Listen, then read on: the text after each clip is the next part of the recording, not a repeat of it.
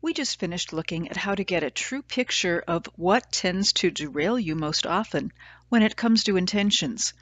In this video, you'll see how to create a valuable full intention. By that, I mean an intention that includes a little strategy. Here, your goal is to add a bit more sophistication to your intentional thinking. This will allow you to not only see whether you were able to do what you intended, but also to evaluate your strategy in getting there. The only way to become fully aware of what derails you is to have a clear intention of what you want to do in the first place. With ADD, we may not get to our destination, and we want to find out why. So your complete intention will include not only what you plan to do, but also contain the ingredients that you believe will make you most likely to succeed in doing it. Here's a little thought exercise you can do right now. Think about something you had wanted or intended to do recently that didn't happen the way you intended. Can you say that you're completely clear about what went wrong and what you'll do to make sure that doesn't happen again? Usually, when someone thinks of something they intend to do, it's a bit vague. It may be a thought about the end result, but not a deliberate thought process of how you're going to get there. So when it doesn't happen, you can't really point to what threw it off. As an example, we'll look at Terry, a self-employed corporate communications writer who needs to work on his taxes. Terry's forte is writing, not record keeping, and he still does his taxes the old-fashioned way, so it's a big laborious process that Terry dreads every year. Let's compare two kinds of intention statements for Terry's taxes. First, the vague intention. I should do my taxes on Saturday.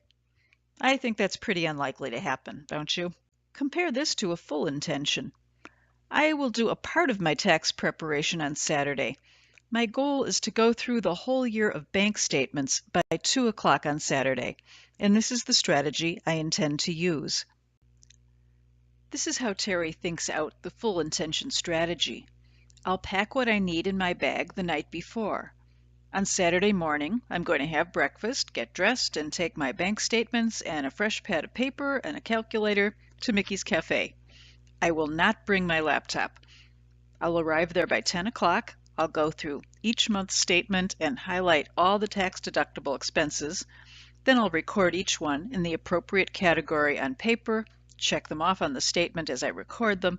I expect this process will take about 3 hours. I'll take brief breaks as I need to. If I get hungry before I finish, I'll have lunch at Mickey's and then continue until I've gotten through the year's statements. My goal is to leave by 2 o'clock with that whole step of bank statements done. The ingredients that make Terry's full intention useful as a tool for self-awareness are the parameters that have been set up for success. Starting out with the realistic goal, to be done going through the bank statements for the year by 2 o'clock on Saturday.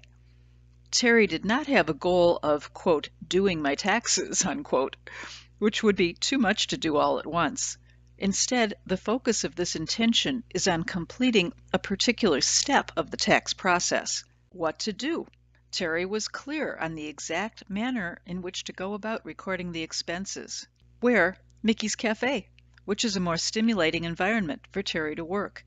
It's just the right amount of stimulation to keep Terry's mind from wandering. What time?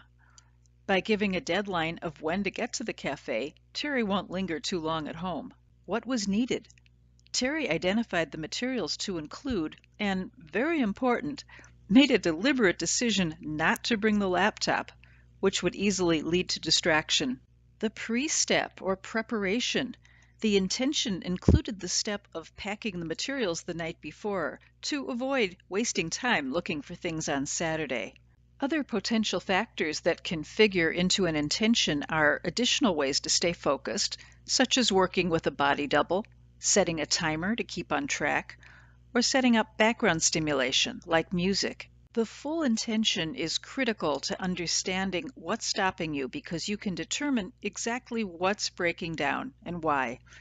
Let's look at Terry's results. What happened? Terry only got through 3 months of bank statements instead of a whole year. That was just 25% of his goal. What really mattered was what happened to throw him off. He didn't get to Mickey's Cafe until 12 o'clock instead of 10 o'clock as he'd planned. Why was that such a problem? When he finally arrived at the cafe, there was a crowd in line for lunch, and it took 20 minutes to get food and get a table. By the time he felt settled, it was almost 1 o'clock. Why did he get there so late? He got involved in an argument and project at home. Terry's wife Allison was angry because she didn't know Terry had planned to be gone much of the day. She had expected him to help with a landscaping project. This led to an argument, after which Terry stayed home an extra hour to do part of the project. Lesson learned: manage the expectations of others, especially ones you live with. In the future, Terry will check in with Allison before making plans for Saturday. These are the benefits of setting the full intention. Despite the setback, Terry was able to get started on the project and now feels some momentum towards continuing. He was able to determine which factors in his intention did lead to success, and most importantly, what led to his failures. And most of all, if Terry had not set this full intention, he surely would not have gotten any of his taxes done at all that Saturday. So you can gain the full benefit of setting intentions. Here are the success factors. The first is to set the intention in writing, deliberately including all the elements that will make it likely to work for you. The second factor is to observe the results not only of whether the intention was fulfilled, but also what point of the strategy did or did not work. Note where your process or intention broke down and why. We use the technique of the 5 whys to determine exactly where it fell apart. When you ask why 5 times, it lets you go deeper and deeper into finding out the real reason things fell apart in any given situation. Often, what appears to be the obvious problem is actually a symptom of a deeper problem below the surface. And that deeper problem, once you identify it and apply the right solution, will end up improving things in many areas.